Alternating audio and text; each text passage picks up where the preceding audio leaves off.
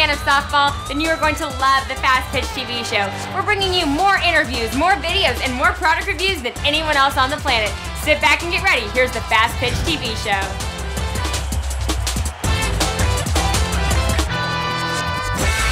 Hello and welcome to another episode of the Fastpitch TV show. Now, if you found our show on Facebook, YouTube, or another video sharing site, please check out our website, fastpitch.tv. It's the place to find all of our past episodes and the place to keep up with our future episodes too. That's most important. Now, a few days ago, I received an email from sports psychologist Arron Weintraub. Now, some of you may know him as Coach Traub. His email was to inform me he's having a private session at his home, so I grabbed the Fastpitch TV cameras, jumped in the car, and went out to see him. Now, today I'm going to show you part of his clinic that I filmed. It was about attitude. I'll show you that right after a word from our sponsor.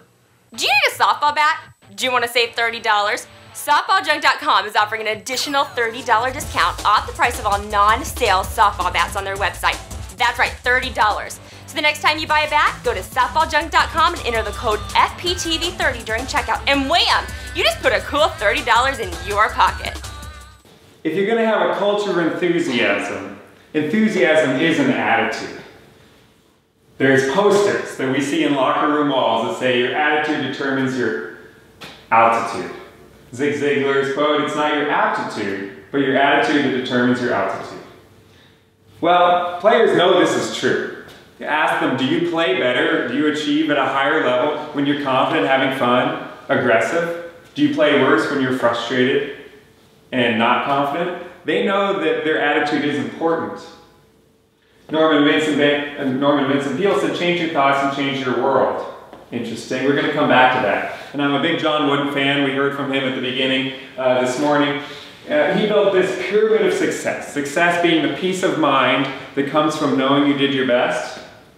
So it's a controllable goal. But to get to this goal, you need all these mental skills. And the cornerstones, the two very most important mental skills in his pyramid of success are industriousness and enthusiasm. Now, industriousness simply means to work hard and work smart.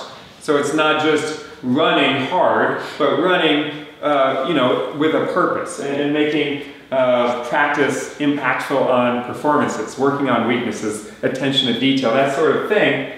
Enthusiasm being the other cornerstone. We've heard lots of quotes. Enjoy your job, and if you don't work hard, then you won't get things that are worth working for. But enthusiasm is a cornerstone towards that.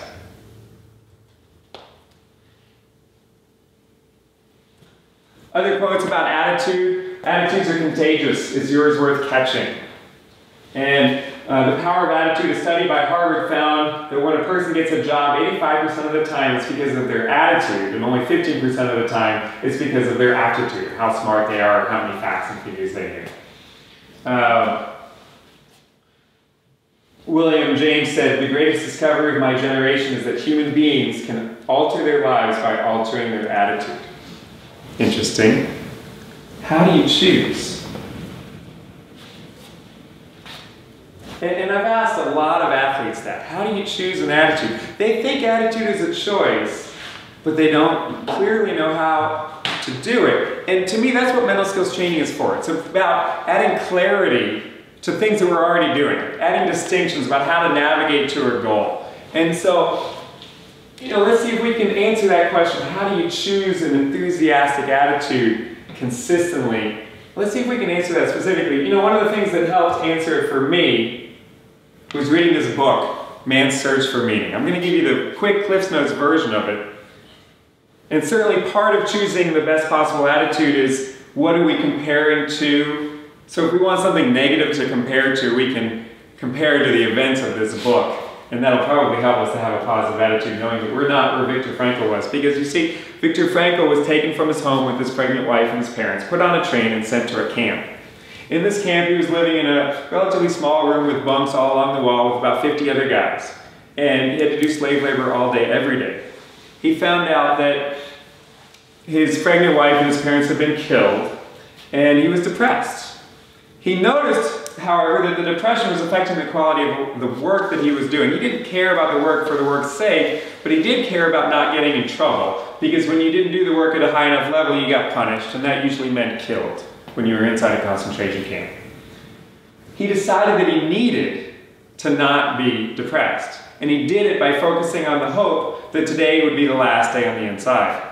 There was no news about how the war was going. Statistically speaking, it was unlikely that it would be the last day, but there was a chance. And since there was a true chance, he was able to emphasize it in his mind.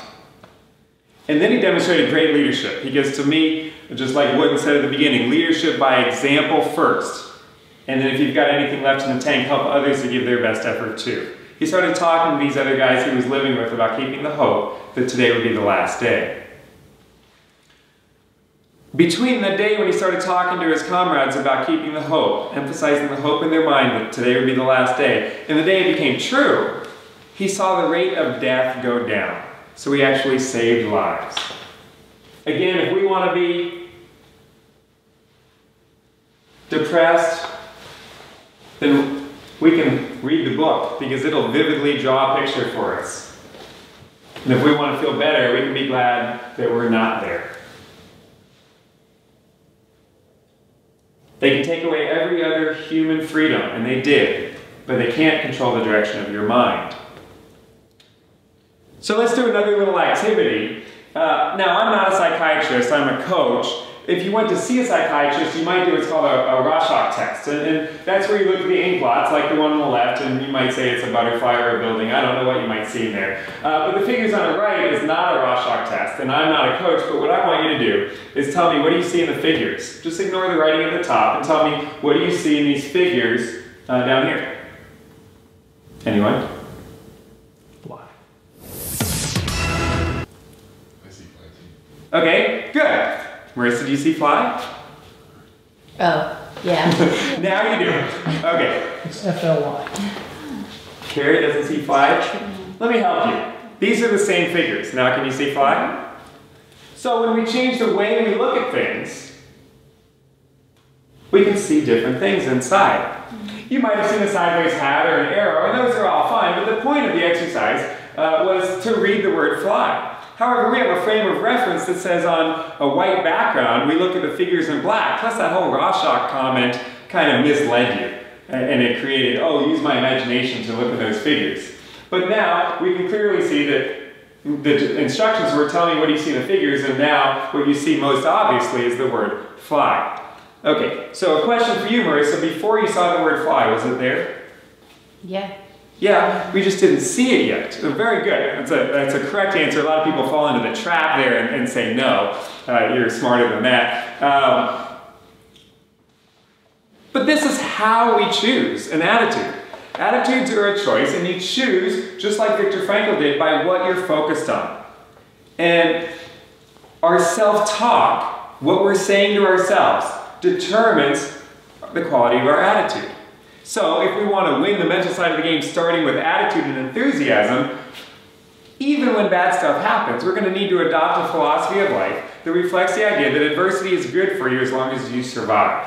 And I really believe this to be true. Bad stuff, adversity, is also good. It doesn't mean it's not bad, but it's also good, and therefore we can emphasize it in our mind. Even if it's just a sliver of good, remember Viktor Frankl.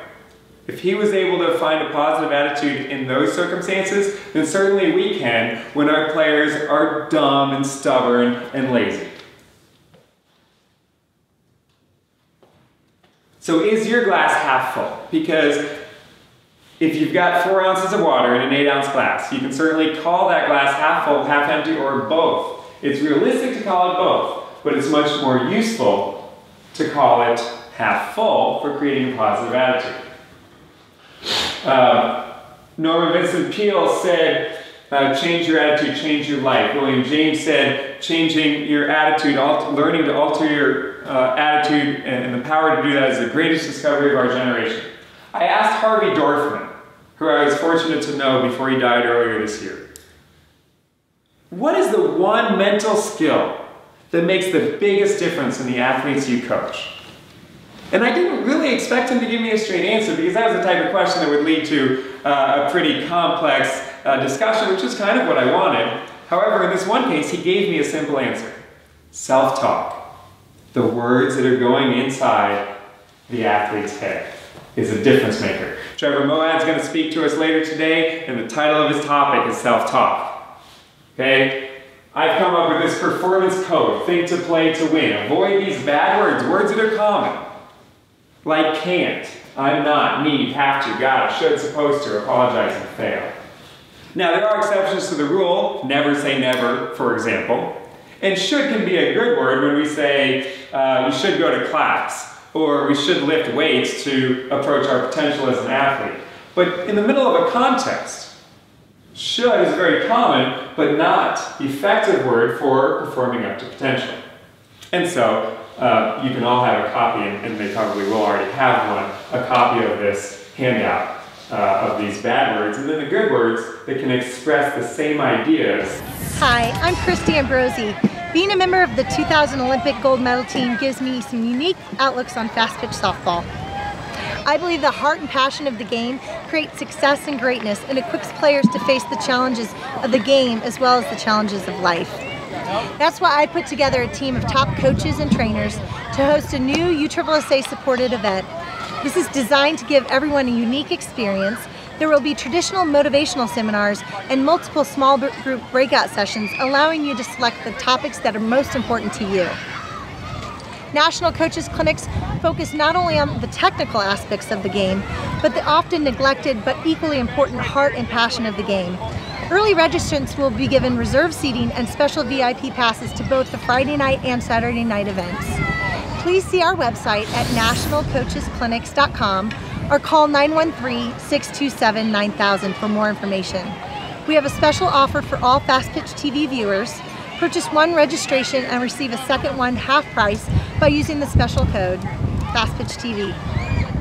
I hope you enjoyed today's show. Arron really knows a lot about motivating, so you may want to check out his website. His website is CoachTraub.com. Now it's time for our new segment of the Fast Pitch TV show, and I'm hoping this will become a regular part of our show. It's the Win Some Softball Stuff contest, and on this week's contest, we're giving away a 33-inch Drop 9 Combat Bruin Fast Pitch bat. Yes, from Combat. You can find out more about this bat at CombatSoftball.com. This bat sells for $279.99, but you can win it for free. Now let me give you the rules of the contest. You're going to have to do a little work here. Step 1, you must go to our website, www.fastpitchtv, and find this episode, episode 184, and leave a comment on the show page. You can say, I love the show, I want the bat, whatever you want to say. Step 2, you must go to our Facebook page at facebook.com/fastpitchtv and just become a fan of the show. Now step 3, you must go to your Facebook page and post on your page, I'm trying to win a free softball bat at www.fastpitchtv.tv. And final step is step 4, you need to send me an email at fastpitchtv@gmail.com. Tell me you've completed all the steps. Now in this email, please send me your email address with your name and address and everything. And make sure to put contest 184 in the comment bar on this email. That's very important. Now, if you, what I'll do is I'll take all the entries, I'll pick a winner, and I'll announce it on episode 188, which will be around January 1st, 2012. So make sure and enter for your chance to win a brand new Bruin softball bat from Combat Sports, okay? Make sure and enter. Now, if you have an iPhone, an iPad, or an Android phone, you need to get the Fast Pitch TV show app today. Just go to your phone's app store, search softball, and you'll find it. And like I said, don't forget to check out our website, our new and improved website at fastpitch.tv, and become a fan of the show on Facebook at facebook.com/fastpitchtv, and follow us on Twitter at twitter.com/fastpitchtv. That's all for today, except don't forget the chance to enter for your chance to win a Bruin softball bat by Combat. And thanks for watching.